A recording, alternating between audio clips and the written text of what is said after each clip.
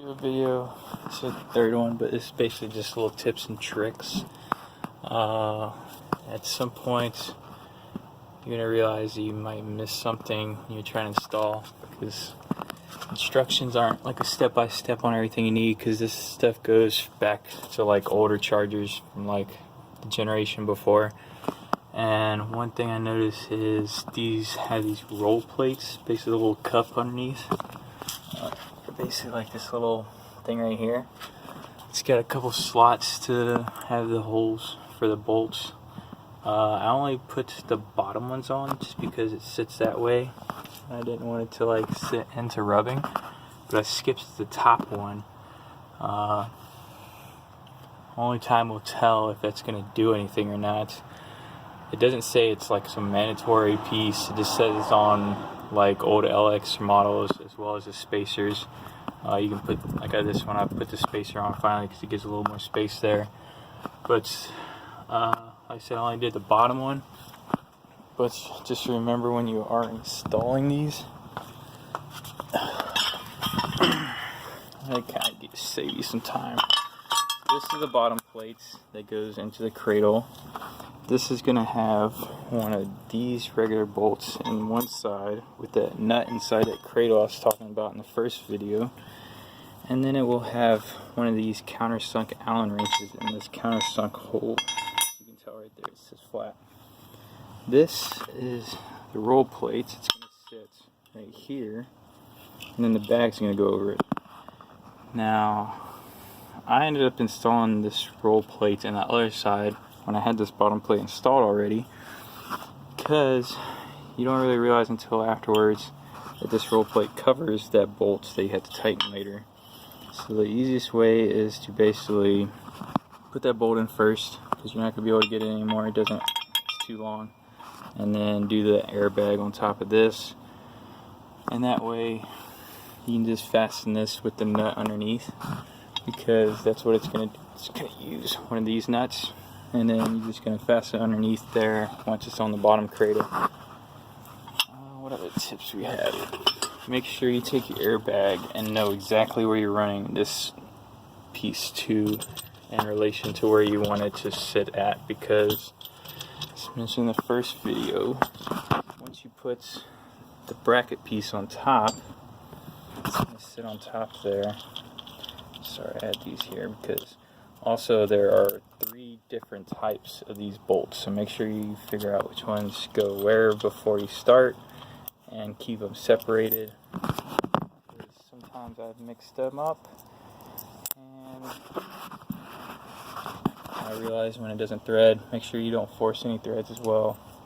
Like you'll see the airbag ones, they're this really fine size thread, and then there's some of the more coarse ones, and then there's another one that's just super coarse. Focus, bastard. Yeah. So this piece fits on there like that, and it has a little, it kind of basically goes around there because they realized they had no space. If I was a smart person, I probably wouldn't have made this just a hole. I would have made it like a slot. So then if it was a slot, then you could just take the bolt, put it into this little stupid thing, this pain in the ass, just kind of like set it there and put the bolt there, and then you could slide that piece through a little notch. That would be right here. But this piece is super thick, and I don't think my cutoff wheel would even come close to starting cutting that. So I basically just settle with it. Like I said, since this is off, it's easier to see just how much space is in here. And there's going to be 3 bolts that are in there, 2 going down into the airbag and 1 going up. And once you have 2 of the 3 bolts in, the third one you kind of have to just do it by hand. So the easiest ones to do by hand are these airbag ones, because these things just kind of like thread in by hand if you move the airbag around enough. So you can tighten pretty much everything up first before you get those in. The way I did it was, of course, put the little piece in there and then mounted this piece in there, and it sits just like that. Once it's done, it's got a little piece that sits in there. Yeah, it'll sit just like that, and there's also some space, there's like some movement it can have, so just leave that top piece loose a little bit, because it will save you when you're trying to put the bracket onto the top airbags and they don't reach, or they're like crooked. Like the other side, I had to move around like that, like this motion, until I got it, and then once you have that, then you're able to kind of just squeeze in there and tighten that up top piece enough to where it won't move. But I mean, you can still leave it kind of somewhat loose, and it still feels pretty tight. So like you can tighten it, and then you can just kind of muscle it around that way, and it'll move enough to where you can maneuver around. And other than that, I would put the top bracket on first, then I put the bottom bracket on down here. That would be with the airbag on it once I'm done. So this would be fastened with the airbag in there already. This top bracket would be in the car. This would be all buttoned up like that. And then you would put that in here. This, of course, is that one painful hole where you got to get that nut like around like 3 different little corners to get in there. Like I said, the last side, I ended up finding some super glue and just like gluing that to my finger, and then just hope so it would stay there, because it kept falling off, and you can't really get anything else in there because there's no access to the bottom anywhere except on that side one. So that one's actually easy because there's actually a hole right there for a socket to go into to tighten as well. So that's usually the last one I mess with just because it's the easiest. And then make sure you put the shock in there. And you don't have to really put it in there, but you have to just have it in the general location. So when you end up springing this up with a jack, first thing I do is I just put the bolt in the shock and then hook it up right here, and then it'll hold it enough to where you don't have to have that back piece in, because once that back piece is up, it pushes enough pressure on the airbag so you don't really have enough space to maneuver. And then also remember, I'm going to put that spacer in probably first so I just don't forget. And other than that, like I said, for me, I'm going to route my airbag lines straight to the front and then up through this little rivet right here. I took this piece out. Kind of little sensors. Look at these little things. This one is like the evap tank. So if you had an evap leak or something, you probably have to come check over here. I mean, this is the one that goes to the fuel tank, so this is basically, looks like they've put the hard plastic on here, so that's good. So only see really one hose. That's one of the soft hose, and that's this corner one right here. And those usually will dry rot later on.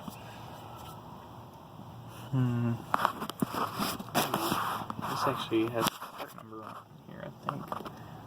That is what that muffler is. That's really all it has on there. Barisha. Yeah, the exhaust people put that on, and I'm grateful for that little resonator thing, because it makes a hell of a difference. Other than that, yeah, the front lines will come in through here. This is that plastic tray that runs along the bottom side. And then they'll go up here. I'll make a slot in, like right in the bottom, right on top maybe, so they can go in. And it's fairly easy afterwards. I think the hardest part is if you can get the rear airbags in tight and secured with everything on there without missing anything, you'll be good to go. And hopefully, it says it's supposed to rain, so it's going to suck if it starts raining on me on this side, because I'm like right underneath my carport on this side. But other than that, like I said, the only other trick was the bolt head comes out between here and the exhaust. So for me, I didn't actually take off the exhaust. I just used a pry bar and muscled it enough to where it came out, and it did come out. I don't know if you do custom exhaust on yours, if you'll have different locations or not. I honestly don't know just how much custom work they did to this exhaust, if it's like even in the right spot or not, because the stock SXT resonators are huge. Like, they take up this entire space for the most part, and they're like heavy as hell. Like, I had lifted one. I swear it's probably like 40 or 50 pounds for that big thing. And then this is just like a little bitty resonator, but it's fastened so much that it's fastened right there, fastened right here, fastened right there. And then it's just the same thing on the other side, so this exhaust is really, can't really move it at all without moving the whole car.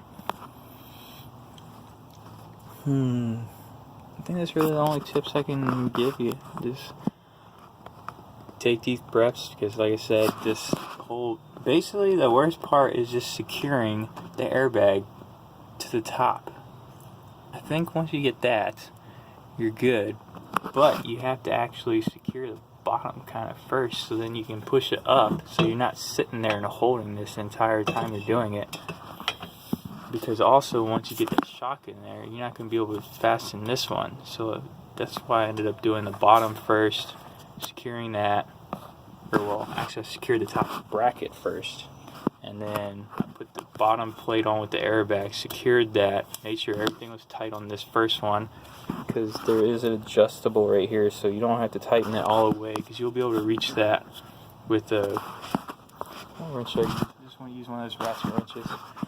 And you'll have enough space to reach that for a final couple clicks, so just have that enough to where you can move it around, because you'll need that movement as well as the bracket movement up here to get these two holes onto the top of the airbag properly. And the hardest part about that one is, like I said, this airbag is going to be pointing out this way, and you have to kind of push the top of it towards the car while you're fastening it.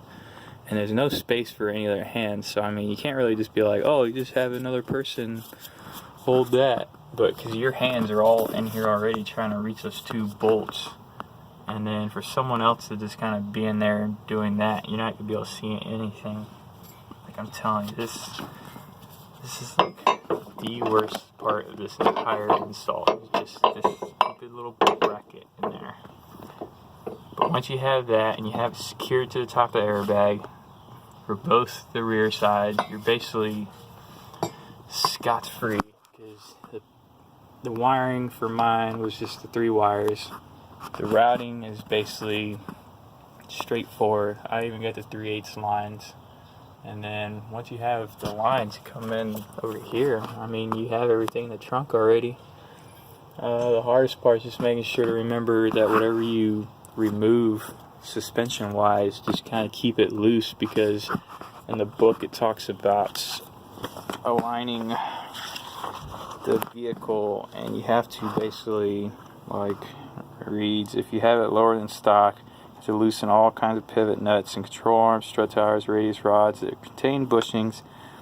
You loosen those up, and then you drop it down to where your new ride height is going to be, and then you tighten them.